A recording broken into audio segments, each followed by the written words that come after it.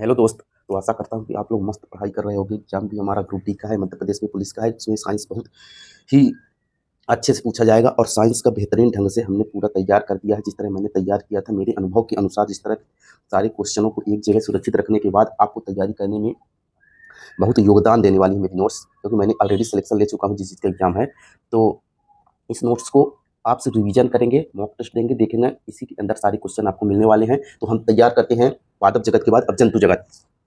5 जगत हमको पढ़ना है, जिसमें से अब जंतु जगत पढ़ने वाले हैं। तो एनिमल किंगडम मतलब जंतुओं का कैसे, किस प्रकार से जंतुओं को, जीव जंतुओं को किस प्रकार वर्गीकृत किया गया है। तो देखो, जंतु जगत में 2 प्रकार के जीव होते हैं। एक कोशिकी मतलब एक कोशिका से युक्त, जिसमें सिर्फ एक कोशिका पाई जाती है, और बहुकोशिकी मतलब बहुत सारी कोशिकाओं से। तो एक कोशिकी को क्या नाम दिया गया? प्रोटोजोवा। तो मेन एक कोशिकी प्रोटोजोवा और मेटाजोवा माने बहुकोशिकीय जीव। तो एक कोशिकीय प्रणाली जिसमें एक कोशिकीय जीव होते हैं, उसमें प्रोटोजोवा तो सिर्फ एक संघ है प्रोटोजोवा। एक कोशिकीय जीवों का सिर्फ एक संघ है, याद रखना। एक कोशिकीय जीवों का सिर्फ एक संघ है। और बहुकोशिकीय प्रणाली, बहुकोशिकीय को फिर 2 वर्गों में बांटा गया है, अकशेरुकी और कशेरुकी। अकशेरुकी मतलब जिनके रीढ़ की हड्डी नहीं पाई जाती उनको अकशेरुकी कहते हैं, और जिनमें रीढ़ की हड्डियां पाई जाती है उनको कशेरुकी कहते हैं। तो अकशेरुकी बिना रीढ़ की हड्डी वालों को पढ़ते हैं तो कितने कितने संघ मिलेंगे? ओरिफेरा, सिलेंट्रेटा, प्लेटेहेल्मिंथेस, एस्केलेंथेस, आर्थ्रोपोडा, एनिलिडा, मोलस्का और इकाइनोडर्मेटा। ठीक।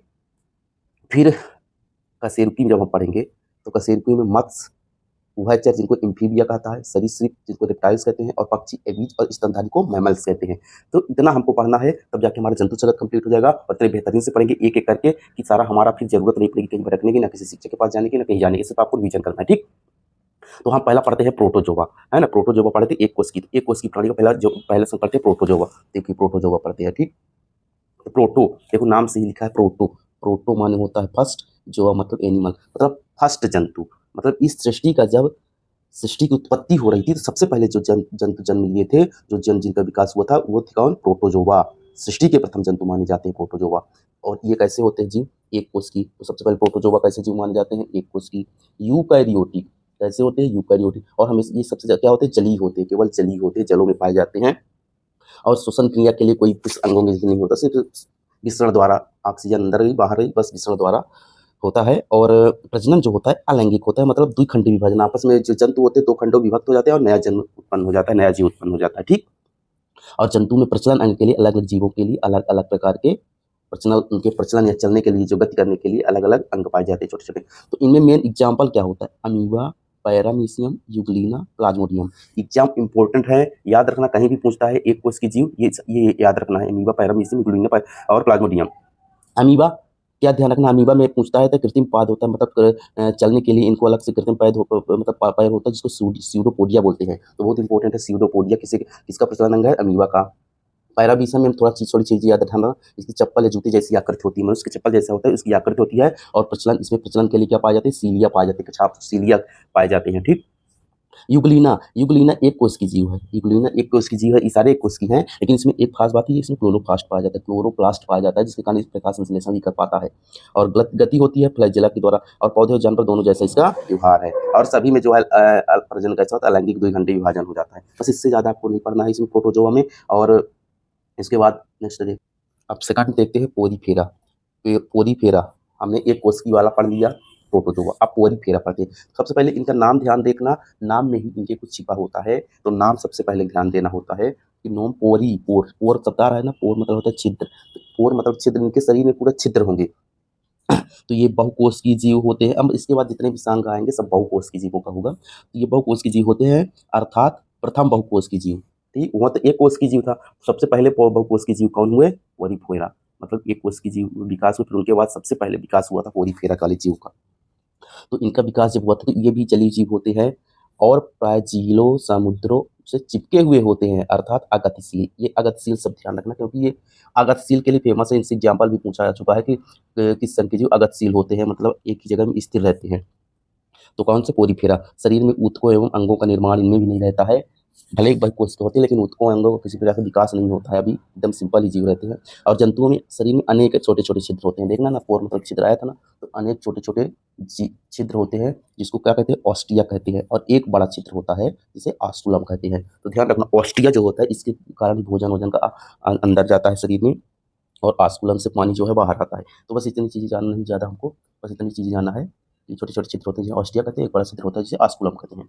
और जनन दोनों प्रकार से हो सकता है, लैंगिक जनन और अलैंगिक जनन दोनों प्रकार से। और श्वसन, उत्सर्जन, परिसंचरण तंत्र नहीं पाया जाता। तो एकदम ये चीज़ें एकदम क्लियर रखना, तो इसमें कन्फ्यूजन मत रखना, क्वेश्चन कैसे भी पूछ सकता है। अभी पूछ ले इसी तरह, स्पंज में उत्सर्जन तंत्र पाया जाता है? नहीं। साइकान में श्वसन, उत्सर्जन, परिसंचरण पाया जाता है? नहीं। तो इस चीज़ को ध्यान रखना। इन सभी जीवों को जो है, पॉलीफेरा के सभी जीवों को स्पंज कहा जाता है, स्पंज। और एग्जाम्पल क्या है इनके? और एग्जाम्पल साइकान, साइकान जिसको कहते हैं, और स्पंजिला। बस इतने एग्जाम्पल याद रखना। साइकान सबसे ज्यादा पूछा जाता है, साइकान किसका सदस्य है? तो पोरीफेरा का। और देखो इसमें क्वेश्चन का पूछने का इंपॉर्टेंट बता रहे, प्राणी अगतिशील, किस संघ के प्राणी अगतिशील होते हैं? अचल और ठोस आश्रय से जुड़े होते हैं। इस क्वेश्चन पूछ चुका है। इस संघ के प्राणी अगतिशील होते हैं, अचल और ठोस होते हैं, और श्वसन, उत्सर्जन एवं परिसंचरण वाले अंगों से रहित होते हैं। ऐसा क्वेश्चन पूछ लेगा और ऑप्शन दे देगा साइकान, या फिर ऑप्शन देगा पोरीफेरा, तो कुछ भी दे देगा। तो आपको इस चीज़ ध्यान रखना कि इंपॉर्टेंट ये क्वेश्चन आ चुके हैं। ठीक, तो इतना क्वेश्चन आपको पढ़ना, इस छोटी-छोटी चीज़ों को पढ़ना बहुत कुछ किया है। गतिशील होते हैं, समुद्र से चिपके हुए होते हैं, और आस्कुलम होता है, लैंगिक जनन, उत्सर्जन, परिसंचरण तंत्र नहीं पाया जाता। ठीक, बस इससे ज़्यादा कुछ नहीं पढ़ना। तो जो चीज़ एकदम एक्यूरेट पढ़ा रहे हैं, उसके बाहर आपको भटकना नहीं है, ना कुछ पूछना है, और आपका कॉन्सेप्ट एकदम क्लियर रहेगा। आपको जो चीज़ें बता रहे हैं एकदम कॉन्सेप्ट क्लियर, एकदम हर चीज़ एकदम सर्टिफाइड, कोई गलत चीज़ें नहीं होगी। ठीक, सीलेंट्रेटा, सीलेंट्रेटा को क्या नाम और दिया जाता है? निडेरिया। तो सीलेंट्रेटा या निडेरिया, सीलेंट्रेटा, सीलेन, तुरंत नाम से थोड़ा कोशिश करना, नाम सीलेंट्रेटा। ऊतक बनने की प्रारंभिक अवस्था पाई जाती है, मतलब ऊतक बनने की स्टार्ट हो जाता है, प्रारंभिक अवस्था इनमें पाई जाने, मतलब धीरे धीरे इनका विकास होगा। हर वर्ग जैसे जैसे बढ़ता जाएगा, इनके विकसित वर्गों को रखा गया है कैसे विकास इनका इनका होता है। ठीक, तो इसमें कुछ पहले से ज्यादा विकसित जीव पाए जाएंगे, तो प्रारंभिक अवस्था पाई जाती है। ठीक, है कि ऊतक बनने की। शरीर में कोशिकाओं का दो परतों का बना होता है। शरीर की कोशिकाएं जो होती है दो परतों की बनी होती है, एक्टोडर्म और मेसोडर्म। तो जो दो परतों की पाई जाती है उसको उनको क्या डाइब्लास्टिक कहते हैं, और तीन परतों की होती है ट्रिप्लोब्लास्टिक, है ना। तो डिप्लोब्लास्टिक बोलते हैं दो परतों की। तो ये क्वेश्चन भी पूछता है, दो परतों की कहाँ पाई जाती है? दो परत पाई जाती है शरीर कोशिकाओं की, दो परतें पाई जाती है किसमें? सीलेंट्रेटा में। शरीर के अगले सिर पर मुख होता है, इस पर स्पर्शक जिसे टेंटिकल्स कहते हैं। टेंटिकल्स याद रखना इंपॉर्टेंट है। टेंटिकल्स किसमें पाए जाते हैं? सीलेंट्रेटा में। बस तीन चीजें हमको इसमें ध्यान रखना है, बस ज्यादा कुछ नहीं, एकदम इंपॉर्टेंट चीजें पढ़ा रहा हूँ, कुछ नहीं पढ़ना है इससे ज्यादा। हाइड्रा सबसे इंपॉर्टेंट एग्जाम्पल है, जेलीफिश, प्रवाल और सी एनिमोन्स। मतलब ये एग्जाम्पल याद रखना है, एग्जाम्पल आपको याद रखना है। ये सारे एग्जाम्पल पूछ चुका है कई बार, हाइड्रा तो हजारों कई बार पूछ चुका है साला। अब शरीर के अगले सिरे पर मुख होता है। ठीक, हाइड्रा, जेलीफिश, प्रवाल, सी एनिमोन। अब देखो हाइड्रा के बारे में क्या इंपॉर्टेंट, देखो हाइड्रा के बारे में बहुत सारा क्वेश्चन पूछ चुका है। इसलिए बिना मस्तिष्क, बिना तंत्रिका तंत्र वाला जीव कौन सा है? हाइड्रा। रुधिर नहीं होता फिर भी श्वसन होता है, इसमें हाइड्रा। कलिका द्वारा विकसित होकर नया जीव कैसे? कलिका द्वारा, मतलब मुकुलन द्वारा, बडिंग या कलिका द्वारा, या पुनर्जनन द्वारा, तीनों की तरह से अलैंगिक प्रजनन में तीनों तरह से इसका भी नया जीव उत्पन्न हो सकता है। ठीक, शरीर की कोशिका दो परतों का बना होता है, इसलिए इसे डिप्लोब्लास्टिक कहते हैं। तो डायरेक्ट पूछा था, शरीर की कोशिकाओं को दो परतों का बना होता है, किसका? हाइड्रा का। वास्तविक आंख नहीं होती, इसमें वास्तविक आंख नहीं होती। बस इतना ही पढ़ना है सीलेंट्रेटा में, बस दोस्त। अब आगे पढ़ते हैं। देखो जी, इतनी बेहतरीन तरीके से ना तो कोई टीचर पढ़ाएंगे, ना तो कोई पढ़ाएंगे। एक स्टूडेंट ही, जो स्टूडेंट होता है वही इतनी सारी चीज़ों को अच्छे से एक जगह व्यवस्थित करता है, सभी जगह से चीज़ें ढूंढ ढूंढ करके अपनी नोट्स में रखता जाता है, तब जाकर के नोट तैयार होती है। मॉक टेस्ट लगाया, जो क्वेश्चन नहीं बना उसको बुक में एड किया, इस सारी प्रोसेस के बाद इतनी सारी नोट्स बनती है। वरना इस सारे क्वेश्चन, इन सारे टॉपिक को इतना अच्छे से कोई नहीं पढ़ा पाता सर। तो ध्यान से देखिएगा, ये सारी चीज़ें आपको एग्जाम्पल के साथ सारी चीज़ें बेहतरीन है। ठीक, और ये सारी चीज़ें पढ़ना होता है यार, ये भी कंफ्यूजन मत डालिएगा कितना सारा नहीं पढ़ना होता, पढ़ना होता है अगर एग्जाम निकालना है तो।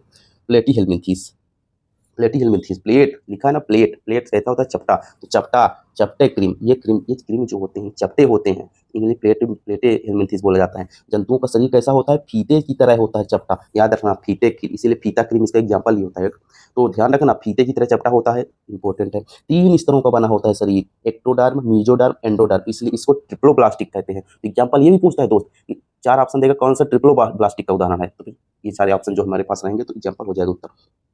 वो सबके शरीर में चिपकने के लिए चूसक या कांटे पाए जाते हैं, शरीर से चिपक जाता है। उत्सर्जन के लिए विशेष प्रकार की कोशिका इंपॉर्टेंट है, ज्वाला कोशिका, हिंदी में अंग्रेजी दोनों में फ्लेम सेल्स। तो प्लेटीहेल्मिन्थेस के जीवों को विशेष प्रकार की क्या पाई जाती है? उत्सर्जन के लिए एक अंग पाया जाता है, संरचना पाई जाती है, जिसे फ्लेम सेल से ज्वाला कोशिका कहते हैं। जंतु उभयलिंगी होते हैं, मतलब द्विलिंगी होते हैं। पाचन तंत्र, कंकाल तंत्र, स्वतन तंत्र, परिवहन तंत्र इसमें भी नहीं पाया जाता।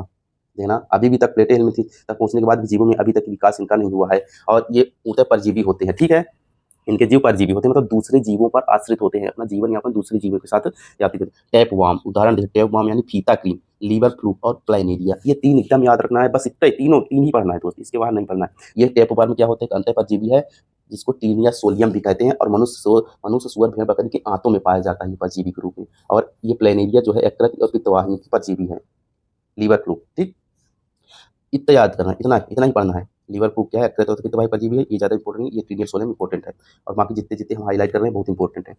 अब हम एस्के हेलमिंथीस पढ़ते हैं, एस्के हेलमिंथीस। ठीक, एस्के हेलमिंथीस में राउंड वर्म, वो कहते हैं चपटे कृमि थे, ये गोल कृमि है, चपटे कृमि होते हैं, ये राउंड वर्म, इनको निमेटोडा भी कहा जाता है। इस वर्ग को, एस्के हेलमिंथीस को निमेटोडा भी कहा जाता है। और राउंड वर्म पूछा जाएगा, राउंड वर्म का उदाहरण है तो यहाँ पर एग्जाम्पल दे देगा। तो शरीर लंबा पतला गोल होता है, अधिकतर परजीवी ये भी होते हैं, और जिसमें पूर्ण पाचन तंत्र विकसित होता है। एकमात्र पहला ये संघ है जिसमें पूर्ण पाचन तंत्र विकसित हो गया। और जंतु एक ही लिंगी होते हैं, अर्थात नर मादा अलग अलग होते हैं, इनका नर अलग मादा अलग होता है, और लैंगिक जनन होता है। श्वसन एवं परिसंचरण तंत्र का अभी भी अभाव है, मतलब पहला पाचन तंत्र जिसमें पहला जीव में पूर्ण पाचन तंत्र पाया गया, एस्के हेलमिंथी। इसका उदाहरण देखो, एस्काइरिस फाइलेरिया क्रीम, बस एक लिंगी अंतःपरजीवी। इसका उदाहरण पेपर में आया था, पेपर में आ चुका है। एक लिंगी अंतःपरजीवी कौन है, तो एक लिंगी, देखो इसकी जंतु एक लिंगी होते हैं, अंतःपरजीवी। देखो यहाँ जो है उभयलिंगी जो पढ़े थे हमने, प्लेटिहेलमिन्थेस पढ़े थे, तो वो क्या हुआ था, अंतःपरजीवी इसके भी है, लेकिन इसमें उभयलिंगी है, द्विलिंगी होते हैं, लेकिन इसमें जो है एक लिंगी है, एक लिंगी और अंतःपरजीवी। एस्काइरिस याद रखना, एस्काइरिस बहुत इंपॉर्टेंट है, एस्काइरिस को आप रट लेना, ठीक है। फाइलेरिया क्रीम भी याद रखना है, और जितनी चीजें बता रहा हूँ बार बार नहीं कह रहा हूँ इंपॉर्टेंट। अब दोस्त एनिलीडा हमको पढ़ना है, एनिलीडा, क्योंकि उसके बाद एनिलीडा का विकास हुआ था, आर्थ्रोपोडा उसके बाद आया था दोस्त। तो एनिलीडा को सभी लोग वाकिफ होंगे, एनिलीडा नाम सुनते ही केचुआ जोंक आ जाता होगा। तो केचुआ जोंक और नेरिस 3 एग्जाम्पल हैं बस इसके एनिलीडा के।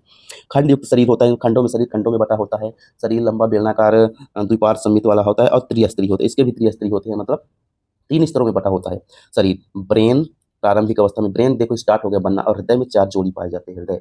और पाचन तंत्र पूर्ण विकसित हो गया, वहीं से यहाँ भी विकसित है। श्वसन किसके द्वारा होता है, त्वचा के द्वारा, त्वची श्वसन करते हैं। केचुआ किसके द्वारा श्वसन करता है, श्वसन त्वचा के द्वारा। उत्सर्जी अंग निप्रेडिया इंपॉर्टेंट है, उत्सर्जी अंग इनका क्या है, निप्रेडिया। उत्सर्जन के लिए एक विशेष अंग होता है, इनको निप्रेडिया कहते हैं, और यूरिया का उत्सर्जन करते हैं। शरीर में क्यूटिकल का आवरण होता है, और देह गुहा को सीलोम कहलाती है, देह गुहा जो होती है सीलोम, और प्रचलन अंग क्या है, सीटी। तो ये सारी चीजें याद रखना है। ये कोई भी देखो, ये कोई भी पूछ लेगा, श्वसन त्वचा द्वारा श्वसन कौन करता है, एग्जाम्पल केचुआ। तो मतलब ये सारी चीजें जो बताई जा रही है, इस सारे जीवों के लिए बताई जा रही है कि इन जीवों में ये चीजें पाई जाती है। तो एग्जाम्पल एनिलीडा का केचुआ जोंक नेरिस, ये इसके अंदर जो है एनिलीडा के अंदर केचुआ जोंक नेरिस आते हैं। ठीक, केचुआ के अंदर थोड़ा ये पूछा एग्जाम्पल में, वर्मी कंपोस्टिंग किसके का उपयोग किया जाता है, केचुआ का। लैंगिक जनन किसमें होता है, केचुआ जोंक, मतलब इन सभी में बस वर्मी कंपोस्टिंग जो होता है केचुआ के द्वारा होता है, और त्वची श्वसन होता है इनके द्वारा। ठीक है, केचुआ को तो जानते होंगे, किसानों का मित्र कहा जाता है, तो ये छोटी चीज है। अब हम आर्थ्रोपोडा पढ़ते हैं, आर्थ्रोपोडा ज्वाइंट अपेंडेंस, आर्थ्रोपोडा ज्वाइंट अपेंडेंस यानी जुड़े हुए पैर। सबसे पहला याद, तुरंत आर्थ्रोपोडा सुनते ही जुड़े हुए पैर, जुड़े हुए उपांग यानी पैर। अकशेरुकी जंतुओं का सबसे बड़ा संघ, मतलब अकशेरुकी जंतुओं का, जिनमें हड्डी में पाई जाती है, उन जंतुओं में सबसे बड़ा संघ है तो आर्थ्रोपोडा का है। इसमें सबसे ज्यादा जीव जंतु पाए जाते हैं, लगभग 2/3, ये भी पूछ चुका है क्वेश्चन, लगभग 2/3 पृथ्वी का लगभग 2/3 जीव जंतु पाए जाते हैं आर्थ्रोपोडा के अंतर्गत। इनका बाहर कंकाल बना होता है काइटिन नामक कार्बोहाइड्रेट से, इंपॉर्टेंट है। आर्थ्रोपोडा जंतु का या कीटों का जो बाहर कंकाल किसका बना होता है, काइटिन का। उत्सर्जन अंग क्या होता है, मल्फिगियन ट्यूबुल्स, याद रखना। उत्सर्जन के लिए विशेष अंग पाई जाती है, जैसे अभी एनिलीडा में पढ़ा, उत्सर्जन के लिए क्या पाया जाता है, निप्रेडिया। इसमें उत्सर्जन के लिए क्या पाया जा रहा है, मल्फिगियन ट्यूबुल्स। खुला परिसंचरण तंत्र पाया जाता है, एक इसका मतलब कि नलिकाएं नहीं पाई जाती हैं ब्लड सर्कुलेशन के लिए। श्वसन के लिए जंतु में क्लोम पाए जाते हैं, क्लोम यानी श्वास रंध्र। पूछता है कि जो कीट होते हैं उनमें श्वसन अंग क्या होता है, श्वसन के लिए क्या पाया जाता है, तो क्लोम यानी श्वास रंध्र पाए जाते हैं। तो जंतुओं में जंतुओं में क्लोम तथा स्थलीय जंतु में, जलीय जंतु में क्लोम या श्वास, स्थलीय जंतु में ट्रैकिया पाई जाती है, जो कि श्वास नलियां हिंदी में कहते हैं। तो बार बार पूछा है। और नेत्र संयुक्त होते हैं, संयुक्त नेत्र पाए जाते हैं किसमें, आर्थ्रोपोडा में। इतने जितने एग्जाम्पल बताएं याद रखना है, और इसके एग्जाम्पल ये वाले जितने, इसका जो करेक्टर बताया हूँ ये चीजें याद रखना है। और इसका जो उदाहरण है, केकड़े, काकरोच, मच्छर, मक्खी, तितली, बिच्छू, झींगा, तिलचट्टा, ये सारी चीजें याद रखना है। एक क्वेश्चन कोई भी पूछ लेगा, मच्छर किसका उदाहरण है, बिच्छू किसका, झींगा किसका, तो तुरंत याद रखना आर्थ्रोपोडा का। और तिलचट्टे की एक क्वेश्चन पूछा है, रंगहीन सफेद खून किसका होता है, तिलचट्टे का। मकड़ी भी एग्जाम्पल है, मकड़ी में 4 जोड़ी आंखें। ये क्वेश्चन कभी पूछ लिया है रेलवे में, सचिन पूछ लेते थे, सारी चीजें एग्जाम्पल कर दी। इतना अगर पढ़ रहेगा तो फिर आपको बाहर से कुछ नहीं पढ़ना पड़ेगा। अब मोलस्का दूसरा सबसे बड़ा प्राणी संघ है, ये भी दूसरा सबसे बड़ा प्राणी संघ कौन है, मोलस्का। शरीर में कैल्शियम कार्बोनेट की कठोर परत होती है, मोलस्का। आप देखो मोलस्का शब्द है तो एक जीव याद रखना, फिर उसके जब उस जीव को आप याद रखोगे तो उससे आपकी कंपल अपने आप याद रहेगी। जैसे मोलस्का शब्द है तो आप घोंघा याद रखो, घोंघा जो होता है जलीय घोंघा, आपने देखा होगा, वो मोलस्का। आप घोंघा को देखो, उसके ऊपर एक आवरण होता है ना, कैल्शियम कार्बोनेट की परत होती है। और रुधिर प्राय रंगीन होता है और कुछ का नीला और कुछ का हरा भी होता है जीवों का। श्वसन जो होता है गिल्स के द्वारा जलीय होते हैं, जल में घोंघा देखो जल में होता है, जल में पाया जाता है, देखो आप निकलते हुए, तो वो गिल्स द्वारा ही श्वसन होगा, वायु कोषों द्वारा, और अधिकांश एकलिंगी होते हैं, अधिकांश एकलिंगी होते हैं, ठीक। और इसमें एग्जाम्पल हम देखते हैं, सीपी, ऑक्टोपस, घोंघा, 3 एग्जाम्पल ही याद रखना है, 3 ही एग्जाम्पल आपसे पूछेगा। और घोंघा में 3 चीज़ें बहुत ज़्यादा पूछता है, घोंघा को स्नेल भी कहा जाता है, याद रखना, और करंट सीपी भी बोला जाता है, तो याद रखना, पूछ लेता है स्नेल के, कोई एग्जाम्पल देके स्नेल पूछ लेगा। और इसका सबसे बड़ी खास बात, अपना लिंग बदल देता है, मादा से नर, नर में मादा पहुंच जाता है, इसलिए आनुवांशिक रूप से इसे निर्धारित नहीं कर पा रहे हैं कि ये मादा है कि नर है, इसलिए ये भी क्वेश्चन पूछा है कि लिंग आनुवांशिक रूप से निर्धारित नहीं होता है किसका, घोंघा का, या स्नेल ऑप्शन दे दिया सीपी का, ठीक। और ऑक्टोपस का रंग कैसा होता है, नीला होता है। बस इतना ज़्यादा दोस्त, जब आपको इतना कह रहे हैं कि इससे ज़्यादा नहीं पढ़ना होता, तो फिर आप परेशान मत होना, तो बड़ी लंबी वीडियो बन गई, फिर भी अभी आज कंप्लीट कर देंगे। अकशेरुकी जो रहा होता है, अब अकशेरुकी जो संघ था उसका लास्ट है इकाइनोडर्मेटा। इकाइनोडर्मेटा सुनते ही सबसे पहले इसको देखना, सूचर्मी भी होते हैं। इकाइनोडर्मेटा सबसे बड़ा, सबसे विकसित अकशेरुकी, मतलब सबसे विकसित अकशेरुकी, ये सबसे लास्ट में है, इसलिए सबसे ज़्यादा विकसित, जिनके बिना रीढ़ की हड्डियों वालों जंतुओं का सबसे विकसित जंतु समूह है इकाइनोडर्मेटा। तो सबसे ज़्यादा क्वेश्चन पूछता है, इस संघ के सभी जीव समुद्र में होते हैं, मतलब मुक्त रूप से समुद्री, क्वेश्चन पूछा है, मुक्त रूप से समुद्री, ये सभी जीव समुद्र में पाए जाने वाले इकाइनोडर्मेटा। जनन मुक्त लैंगिक होता है और प्राय एकलिंगी जीव पाए जाते हैं। और पाचन तंत्र सरल, विशिष्ट उत्सर्जन अंगों का अभाव होता है इसमें, जैसे सभी के उत्सर्जन अंगों के लिए विशिष्ट अंग पाया जाता था, इसमें विशिष्ट अभाव है, लेकिन पाचन तंत्र सरल है ना। तारा मछली, स्टार फिश और समुद्री खीरा, ये एग्जाम्पल है, दोनों एग्जाम्पल याद रखना है। जल संवहनी प्रणाली पाई जाती है, इसका एग्जाम्पल है कि जल संवहनी प्रणाली पाई जाती है काइनोडर्मेटा का। और एग्जाम्पल पूछा था समुद्री खीरा भी, इसका जैसे उदाहरण है, तो ये चीज इसमें भी लागू होगी। तो जल संवहनी प्राणी पाई जाती है समुद्री खीरा में। तारा मछली भी दे देता तो ये भी ऑप्शन हो जाता। तो बस हमारा इकाइनोडर्मेटा कंप्लीट होने के बाद अकशेरुकी जंतुओं का समूह हमारा कंप्लीट हो गया दोस्त। अब जो है हम पढ़ लेंगे कशेरुकी जंतुओं का समूह, ये कशेरुकी को पढ़ लेंगे, फिर हमारा कंप्लीट हो जाएगा दोस्त जंतु जगत। इससे बाहर आपको नहीं पढ़ना होता दोस्त, देखो आज 20 मिनट की हो गई, आप ध्यान से पढ़ लेना, बार बार पढ़ने की जरूरत नहीं पड़ी। थैंक यू, सब्सक्राइब कर लेना, बहुत ज़्यादा चीज़ें मिलेगी। साइंस के बाद अभी फिजिक्स केमिस्ट्री